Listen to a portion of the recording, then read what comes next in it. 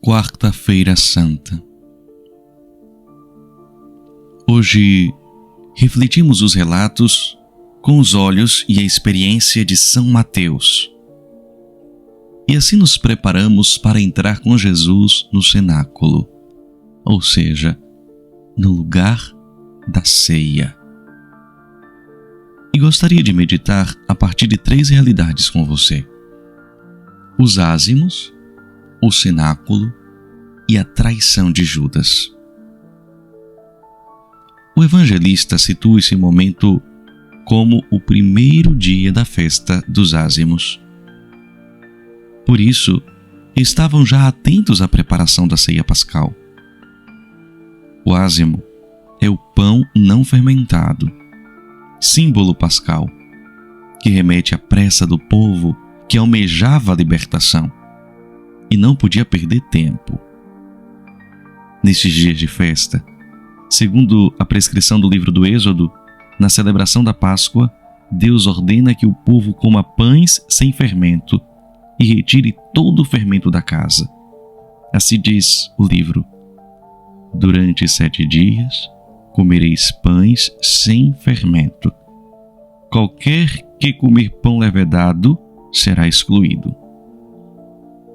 Este fermento, por sua vez, ganha biblicamente um significado negativo, simbolizando o pecado, a hipocrisia, algo que, como o próprio fermento, se infiltra e corrompe a partir de dentro, de forma discreta, sutil e progressiva.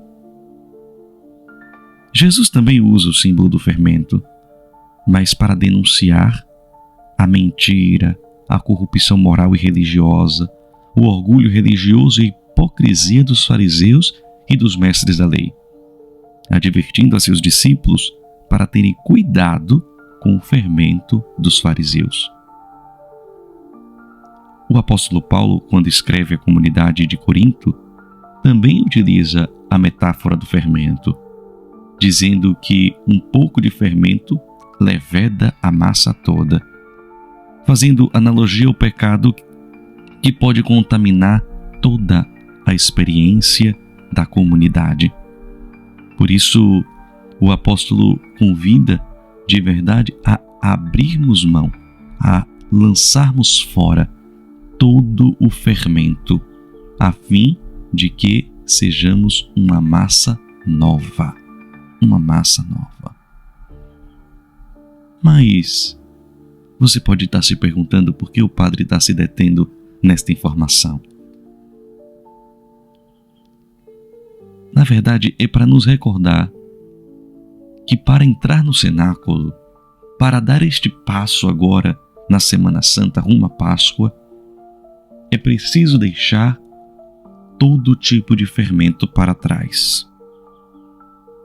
Este fermento que tantas vezes nos incha com a vaidade, com o egocentrismo, com a prepotência, a arrogância.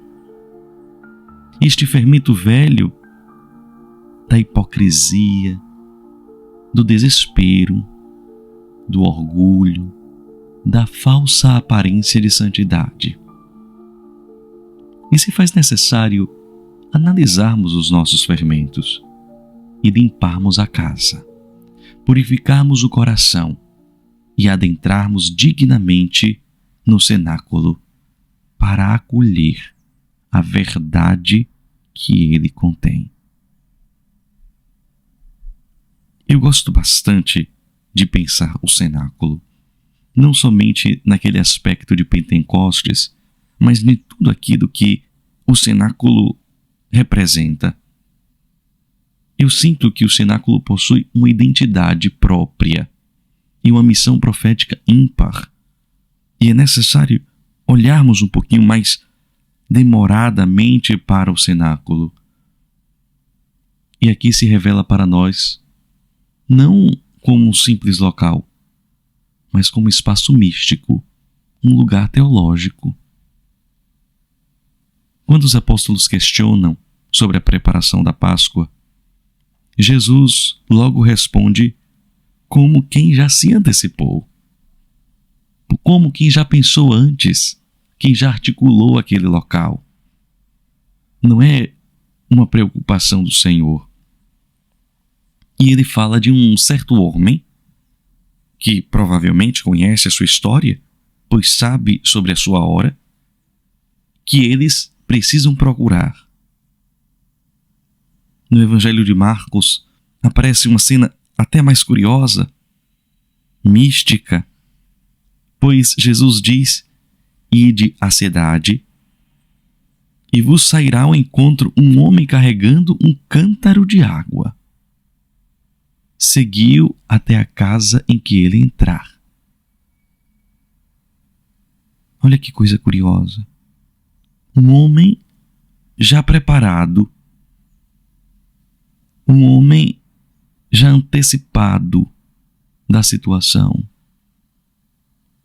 Mas a figura de um homem comum,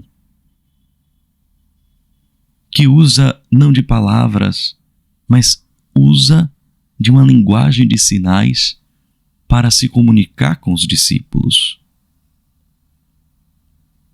É curioso ainda mais porque na cultura judaica, ali naquele tempo de Jesus, carregar cântaros de água era uma tarefa própria das mulheres e não dos homens.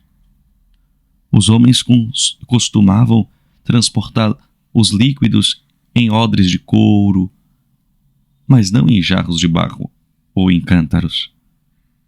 Por isso, esse homem iria estar de certa forma, muito visível aos discípulos, porque esse detalhe iria chamar mais a atenção deles.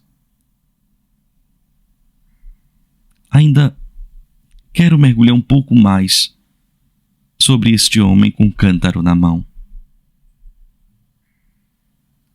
A etimologia da palavra cântaro esconde também para nós um significado muito profundo.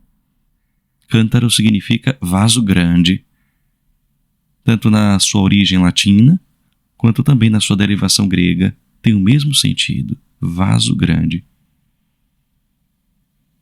E aqui vem para nós uma imagem do discípulo, mas também uma imagem de Cristo. Para adentrar no cenáculo, é preciso ter um coração grande, um coração generoso. Os padres da igreja, tanto São Cirilo, também como Orígenes, diz que o homem com cântaro de água, que vemos nesta passagem do Evangelho, é uma imagem do Espírito Santo, que purifica as nossas mentes e corações, preparando-nos para o mistério da ceia, para a participação no corpo e sangue de Cristo. E também diz que ele carrega o cântaro como quem oferece a fonte interior que brotará para a vida eterna. Isso aqui faz com que tenhamos a certeza de que Jesus prepara o cenáculo na força do Espírito Santo. Ninguém pode entrar no cenáculo sem o Espírito Santo. O mesmo Espírito que encaminha Jesus é o mesmo Espírito que encaminha os discípulos para o local correto. Por isso Jesus diz: segui-o. E para onde ele vai nos encaminhar, vai nos levar? Para uma experiência mais profunda com Jesus. Para um lugar de intimidade, para um lugar de graças sobre graças. Por isso, é necessário seguir o homem com um cântaro na cabeça para entrar no cenáculo. Mas nem todos se deixam conduzir, sabemos bem disso. E aqui entra o outro personagem, Judas, e a sua traição. A traição de Judas não pode ser visto somente como um condicionamento para que a história tivesse o desfecho que teve. Não. A traição de Judas é um ato da própria liberdade humana. São Mateus, no Evangelho, nos diz que ele foi até os sumos sacerdotes para propor a entrega de Jesus. O Catecismo da Igreja nos esclarece que a traição de Judas foi livremente cometida e que a predestinação inclui a vontade livre do homem. É importante que a gente saiba disso, porque mesmo Deus sabendo, mesmo Deus conhecendo o futuro, Deus não pode se impor e muito menos causar determinadas situações que se referem à liberdade humana. O livre-arbítrio é algo sério e Deus respeita como ato de amor. Não quer marionetes e fantoches. Quer homens e mulheres livres que decidam livremente amá-lo, decidam livremente segui-lo, decidam livremente obedecê-lo. Nós não somos condicionados. Nós somos livres, seres inteligentes, capazes de discernir e de escolher. Contudo, Deus pode sim se utilizar de determinadas situações e extrair da situação ruim, extrair do mal, um bem necessário. Como, neste caso, da paixão de nosso Senhor para a nossa redenção. Mas acredito que esse relato de Judas nos faz refletir bastante sobre este caráter da nossa liberdade, que tantas vezes compreendemos tão mal e usamos tão mal. A liberdade é um dom. É um dom de Deus. Mas seu reto uso é uma conquista, porque não basta simplesmente saber que é livre, é necessário saber ser livre. E a liberdade gera um fruto de corresponder à graça divina. Eu não sou livre de Deus, eu sou livre para Deus. E aqui vem algo que precisa ser muito claro diante de nós, porque não existe nada mais arriscado do que a gente se acostumar com a graça. Foi isso que aconteceu com Judas. E isso aqui pode ser irreparável. É possível se acostumar com a vida em Deus de tal forma que a gente venha relativizá-la. É possível, inclusive, a gente se acostumar com a celebração da Eucaristia e relativizar a presença. Acredito que isso seja muito forte para nós, sobretudo nestes dias. Porque a gente pode perceber que o traidor é alguém que participa da confiança, do cotidiano, do dia a dia, da intimidade. Jesus até diz no Evangelho: é aquele que comigo põe a mão no prato.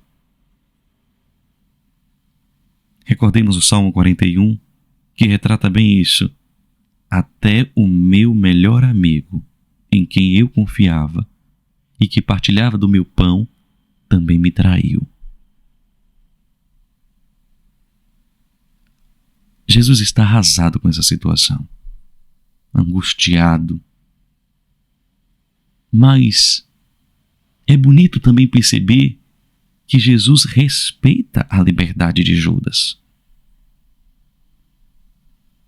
Na primeira leitura da missa de hoje, lá no terceiro cântico do servo do Senhor, do profeta Isaías, é como se Jesus dissesse, mesmo diante daquela situação: Deus é meu auxiliador, por isso eu não deixarei abater o ânimo. E ali, Judas acaba traindo o Senhor e desconsiderando desconsiderando o Senhor. Vende Jesus a preço de um escravo, mas veja, não qualquer escravo, mas um escravo doente ou um escravo morto, para percebermos o quanto que ele desvalorizou a presença do Senhor, quanto ele relativizou a presença do Senhor. Não tinha mais encanto com a presença, não se sentia mais orgulhoso, na melhor expressão possível, de fazer parte daquele grupo de discípulos do Mestre. Simplesmente relativizou. E a Quarta-feira Santa nos coloca diante do cenáculo com todo este drama, mas também nos coloca diante de uma escolha. Ou nos deixamos conduzir pelo Espírito a um lugar de intimidade com Jesus, ou, como Judas, nós resistimos à graça e nos afastamos. O convite é esse. Prepara a casa. Remove o fermento velho. Segue o homem do cântaro. Deixa-se levar, purificar. E sente-se à mesa com ele, que se dá inteiramente por amor. Não basta estar presente, viu? É preciso estar disposto, disponível, aberto e com reta intenção.